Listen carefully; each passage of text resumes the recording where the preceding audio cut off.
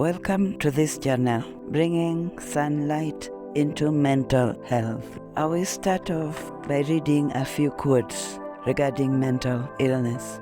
It is not the bruises on the body that hurt, it's the wounds of the heart and the scars on the mind. By Aisha Meza. If we start being honest about our pain, our anger, and our shortcomings regarding mental illness, instead of pretending they don't exist, then maybe we leave the world a better place than we found it. Russell Wilson.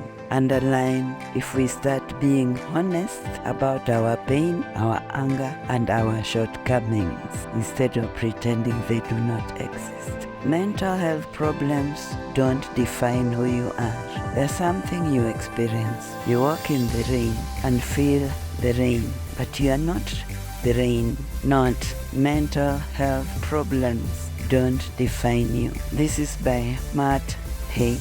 What mental health needs is more sunlight, more candor, and more unashamed conversation about illnesses that affect not only individuals, but their families as well. Glenn Close.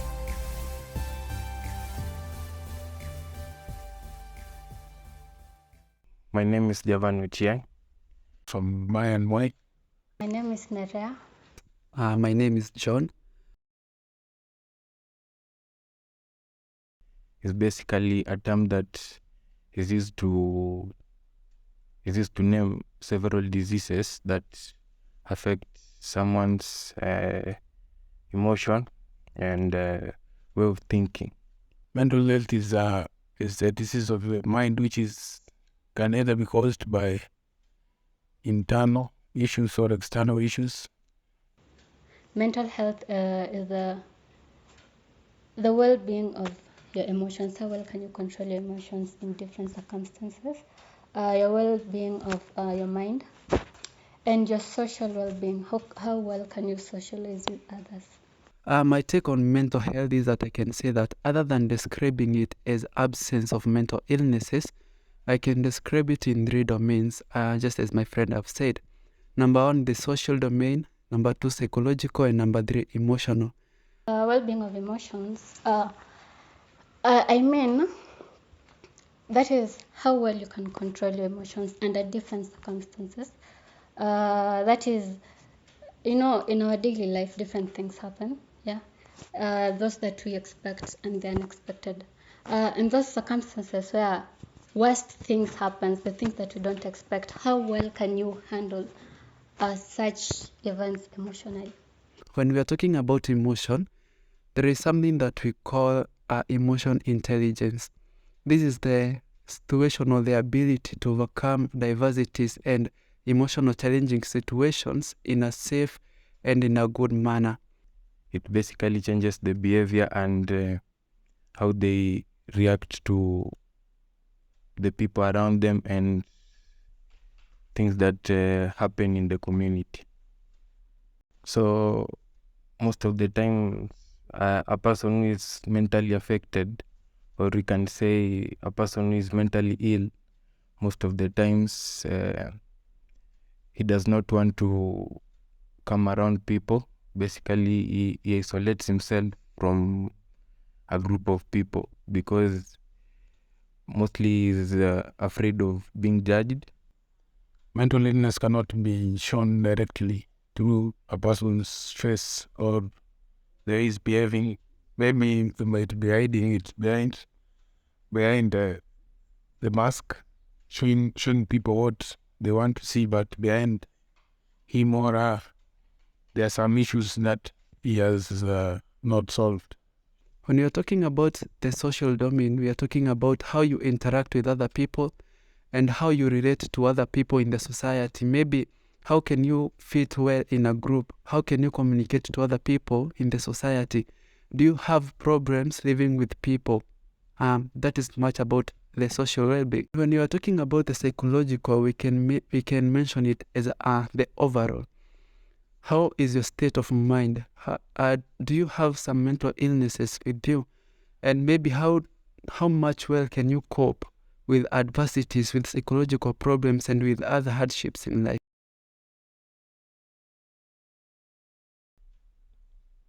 I think this can be caused by being unmotivated by your surrounding. Maybe you lack people who can show you the way, or you lack motivation to move forward in life, because many things in life today are fake. High cost of living, because if someone has a family, as a family, and he or she cannot provide for the family, there is a chance that he might develop mental illness. Lack of jobs, marital issues, maybe you and your wife or husband having issues in the house. I'll also say being judged for who you are. We as human beings, we face our fears according to what people think of us. So if you fit in to the community more often, you can survive the face of mental illness. But if you're being pushed away from the community, there's a high chance for you to start developing the mental condition. Social media can also cause depression. Younger generation are more involved in social media than the older generation. As the younger generation are trying to fit in, they are trying to follow the trends that they see on social media. And now to a point that when someone with the higher income, someone with the flashy stuff is putting himself out there, he's getting more love, he's getting more attention, and the person who cannot afford these things is being pushed away. For example, I'll use the example of a firstborn in every family. Everyone is looking upon you, yeah? Your parents teach you are the eldest, yeah? So whatever you're feeling, you won't want to express because of the saying that you are the eldest. If you behave like that, how will the youngest behave? If such is taught to me that I need to behave in this certain way, I need to behave in this certain way, then even opening up will be hard. I'll feel like I need to be tough enough, I need to be strong enough, so that the society doesn't need to see the weaker side of me, because even my family didn't want me to show that side of me. The society demands things from both male and female. So when somebody has not achieved and he or she is feeling pressure from the society to have done something at this point in life, I think at the end of the day it causes mental illness. As we Africans, we believe that if one person from a family is mentally ill, someone else from the family tree will soon be affected with the same situation. African culture, they have this tendency to associate mental health with about spirituality or about physical weakness. In our society, they don't think that there's something like mental illness. And mostly to me, if I say mental illness, I like to focus on depression because it's the one arising apart from the psychotic disorders. So I feel like our society is not talking enough about depression and all these things that result to depression. And some of them don't even believe that one can go into depression. The next question was about experience. I can say that I have 3 types of experience right now. Other than in the line of academics, so I had to go to an attachment. I have had a personal experience that was back in 2020 when I lost my father.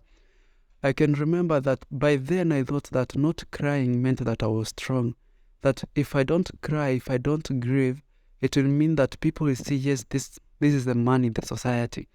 But what I didn't know is that by holding the grief inside me, it was just eating me from inside, just slowly, and I never knew. Until one day I started becoming impulsive.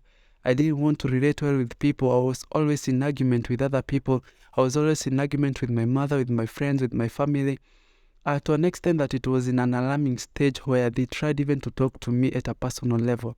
So it took time for me until I decided, well, I need to talk to someone because I see it is escalating. And that's why I decided to seek one of the counselors around I know. And that's when I knew that I was just lucky to go early because I was developing depression.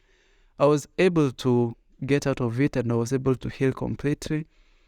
But I can say that I learned a lot from it. And that's why when I hear people that they are in grief, I'm usually interested, and I usually like to tell people it is nice to let your emotions out, it is nice to grieve, and it is nice to let things go.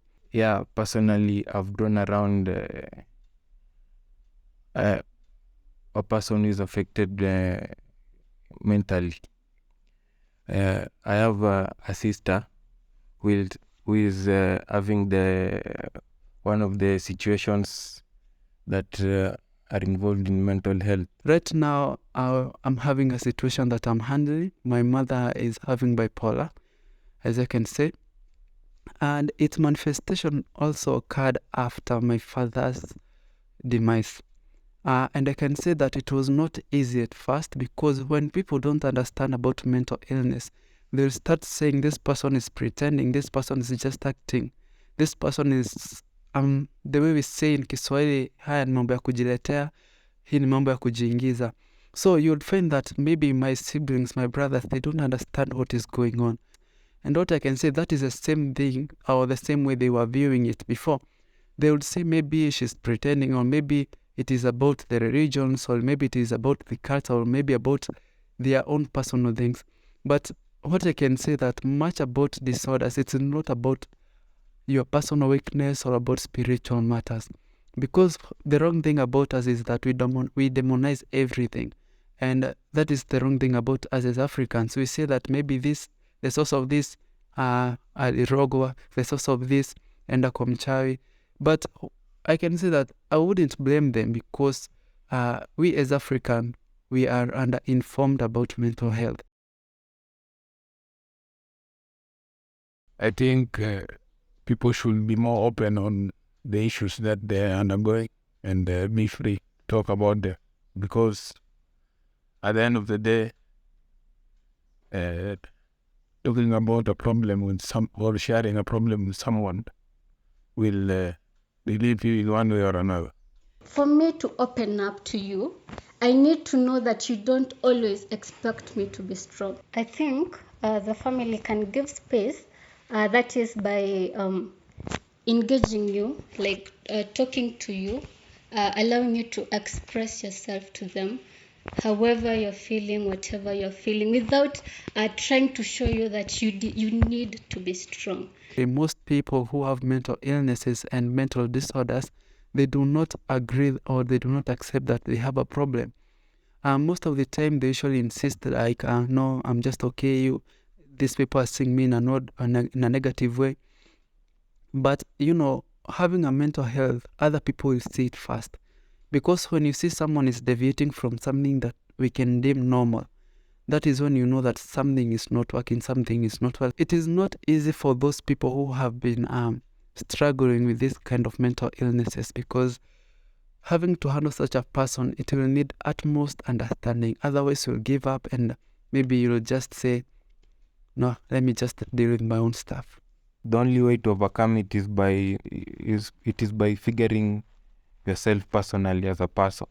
I feel like it's not being given enough awareness as the other diseases, as other illnesses, and I feel it deserves to be given enough platform for people to talk about it the way you're doing, for people to express themselves, their views about it. And I feel like this mental illnesses should be talked to everywhere. Everyone should be taught about it.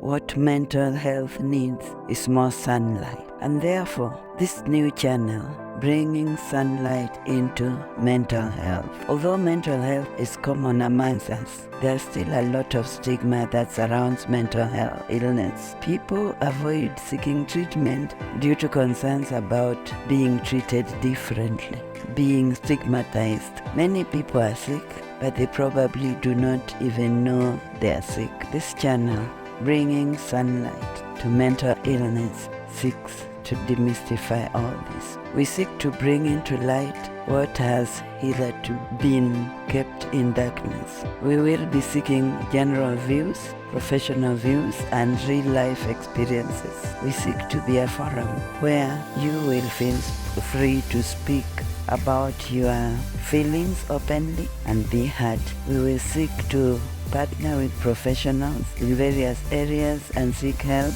for the helpless among mentally ill. Looking after a mentally ill person can itself cause mental illness. We will give a forum for caregivers to vent themselves, to meet other caregivers, share notes, and let the world know what they go through. Stigma and rejection of the sick, even by close relatives, such as parents, children, siblings, result into pain and loneliness. They do not deserve to go through this. Should you need to speak to us, you may call the numbers on the screen. God bless you.